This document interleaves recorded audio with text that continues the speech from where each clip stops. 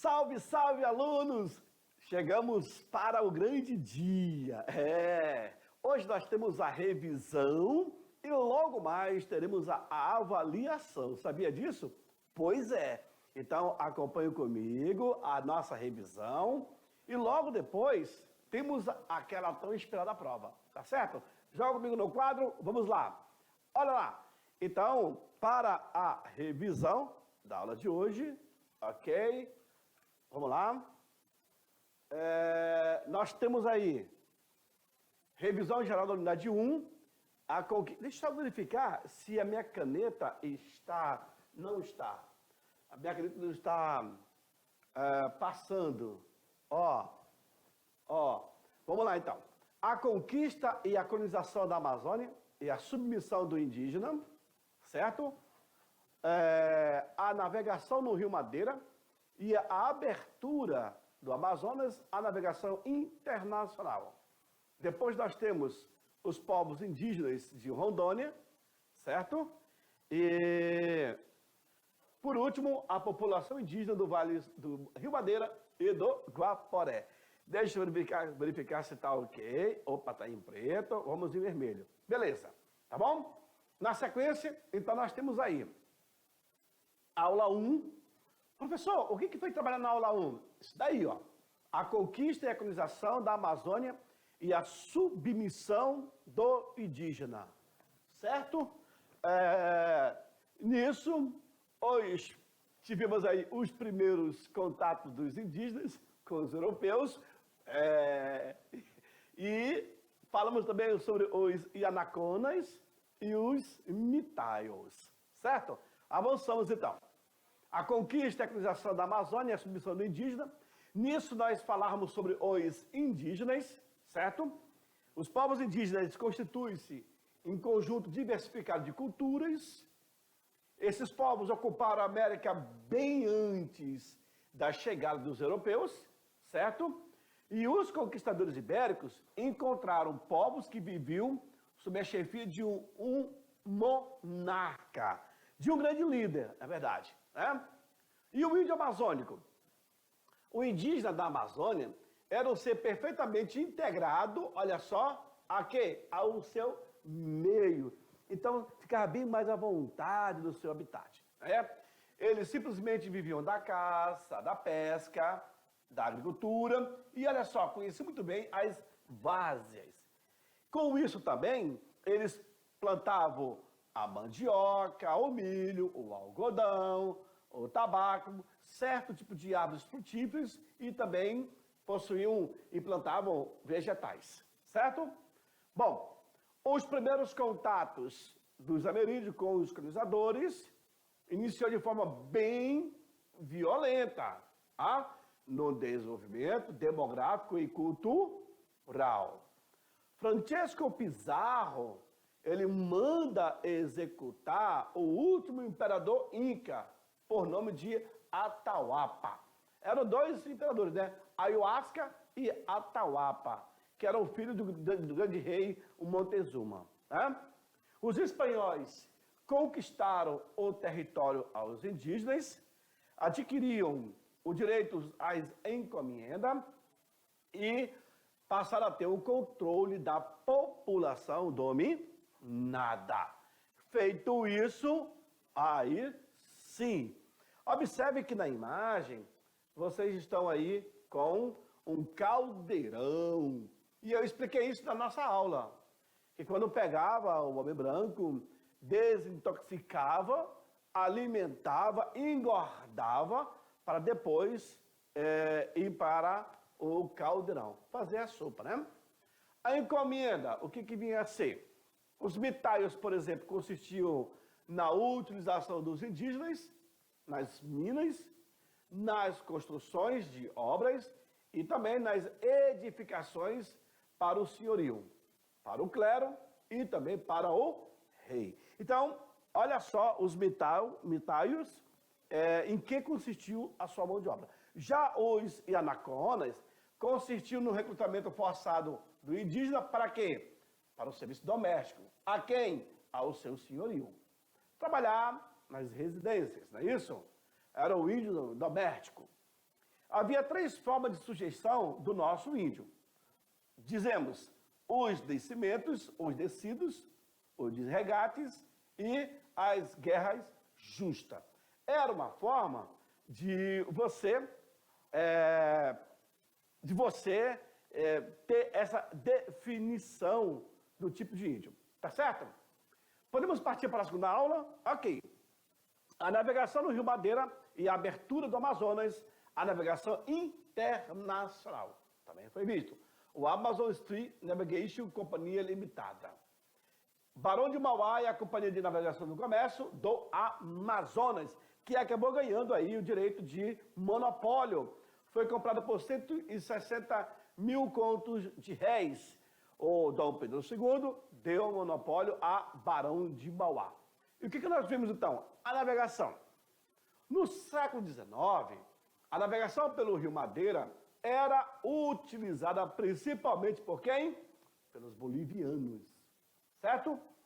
A Bolívia exportava pelo Rio Madeira toda a sua produção, fazendo chegar até o Oceano Pacífico e também para o Oceano, pelo Rio Madeira, chegando até o Atlântico, ok? Os produtos que a Bolívia acabavam transportando vinha pela região do Beni, pegando madeira, transportando em canoas, ia para onde? Até o Porto de Serpa, que fica ali em Itacoatiara. Que Itacoatiara é o nome indígena, sabiam? Pois é, aí vai avançando para o Atlântico. A província do Amazonas interessava esse comércio, claro, por razões fiscais. Porque ao passarem na aduana, pagavam os impostos. Besta, né? A questão dessa livre navegação nos rios Amazonas e nos seus afluentes passou a ser o centro das preocupações. De quem? Dos empresários que estavam ligados à indústria extrativista. Ou seja, nós vamos deixar haver abertura da navegação no Amazonas e o europeu vai vir negociar diretamente com o caboclo a nossa borracha? Claro que não. Era necessário proibir. Tanto é que essas embarcações que vinham pelo Amazonas, isso aqui chegando em Porto Velho, Lobo da Almada, Leopoldo Pérez, Augusto Montenegro e Chata Cuiabá, era uma das maiores embarcações a vapores que vinham até Santo Antônio. O governo americano, ele vai, olha só, manifestar seu interesse em abrir a Amazônia. Para quem? Ao capital estrangeiro. Como assim? Dom Pedro não vai aceitar. Houve, então, a proibição. O governo imperial de Dom Pedro II acaba recusando essa autorização para que a Amazon Street Navigation Company Limitada passasse a operar em todo o Vale Amazônico. O governo brasileiro pensava que se poderia, olha aí, poderia se repetir com o Brasil o que ocorreu na China, no final da Guerra do Ópio. Então, Dom Pedro II foi muito inteligente em ter reagido dessa forma. O Brasil, portanto, enviou o documento a Washington, considerando o fato uma ameaça à soberania brasileira. Então, não vai permitir. O Brasil, então, não permite a livre navegação pelo Vale do Amazonas. Por quê, professor? Porque temia o expansionismo americano na América Central e na Amazônia. Tomando uma posição, o Brasil, então, decretou o monopólio da navegação pelos rios da Amazonas, da Amazônia. Em 1852, Barão de Mauá obteve o monopólio por 30 anos, fundando aí a Companhia de Navegação e Comércio do Amazonas. Ok, agora então partimos para a terceira aula, os povos indígenas de Rondônia. E aí falamos sobre os grupos indígenas no Madeira e no Guaporé e também dos índios isolados. Ok, haviam 2 grupos indígenas no Madeira, como vocês podem observar. Opa, deixa eu voltar aqui. Ok, haviam 2 grupos indígenas no Madeira, os antigos moradores, o Torá, o Mura e o Matanauí, e os que migraram para cá, os tupis, de São Paulo, e os tupinabarana, descoberto pelo padre Aconã no ano de 1609, vindo da própria ilha Tupinabarana. Aí, os muras são eles que vão reagir ao avanço dos portugueses do Madeira, no Rio Negro, Solimões e Japurá. Os muras pedem uma trégua em 1786 e mais tarde eles voltam a atacar os europeus, os portugueses. Os índios muras não foram dizimados, não se extinguiram, mas resistiram contra quem o queria destruir, certo? E aí, eu tenho os Parititins, Iruá, Arara, Jacanga, Piranga, Urutucuru, Urupacamanca, Apama, Caripuna, Bororo e Parecis, Caritianas e Urueuauau. Suruí, Santa Laga, Gavião, Arara, Zurô, Caripuna, Saquirabás, Canoê, Pacas Novos, Caçupá, Salamãe, Caxarari, Parititim, Tenhari e Nambiquara. E aí eu chamo a atenção para os índios isolados. Vem para mim. É interessante eu falar isso para vocês, na nossa revisão, que o professor Maico Aruá, professor Maico Aruá, entrou em contato comigo e falou: professor, a nossa tribo não é a mais isolada. Olha que interessante. O professor Maico Aruá, ele é professor presencial na Escola Boate Geraine, localizado na terra indígena Rio Branco. Assim como também a aluna Flávia Alana entrou em contato. E eu falei tanto para o professor como para a aluna Flávia. Nas biografias estava visto como isolados. E aqui eu quero deixar a correção, por isso que eu estou falando olho a olho e mostrando para vocês. Está corrigido. Joga na tela. Então, somente os índios massacos são os isolados. Um total aí de 323 índios. Aí a área indígena do Rio Branco, que é terra indígena, eles colocam TI. Aí nós temos Japuraí, Japari, Jabuti, Canoê, Curubiara, aqui, Aricapu, Campé, Macurape e Aruá. Tá certo? Beleza. Partimos então para a quarta aula. A população indígena do Rio Madeira e Guaporé. Aí eu tenho os indigenistas brasileiros, os muras e os mundurucus. O que nós falamos? Os portugueses encontraram dois tipos de grupos indígenas, os antigos habitantes e os que migraram para cá. Os grupos que migraram para cá provocaram guerras intertribais pelo controle de quê? Do território. Os antigos moradores do Madeira foram o Torá, o Mura, o Matanauí, que vieram da região do Peru. Vimos também que em 1802 havia no Rio Marmelo e no Rio Machado grupo Mura. E na aula eu expliquei, hoje são os descendentes chamados de Murapirahã, certo? O golpe final veio com a aliança dos Mundurucus com quem? Com os portugueses, no século XVIII. Os portugueses, então, se aproximaram dos Mundurucus para poder chegar até as outras tribos. Os muros, então, vão pedir uma paz em 1786, mas devido à agressão dos civilizados, eles voltam novamente a atacar e a depredar a área ali do Rio Madeira. Com o descobrimento das lavras em Mato Grosso e em Cuiabá, propiciou uma intensa migração para aquela área. E a mão de obra dos cativos, dos indígenas, para o trabalho das minas era favorável. A mão de obra preferida dos paulistas, dos bandeirantes, era dos bororos e dos parecis. Por quê, professor? Porque eles eram dóceis e fáceis de adaptação aos hábitos da sociedade mercantilista.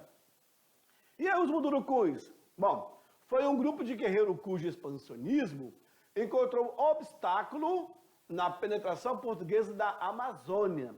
E eu falei que os mundurucus naquela área ali do Belém do Pará abandonaram os territórios recuando para o rio Canumã e o rio Caruru, que é tributário do rio Tapajós.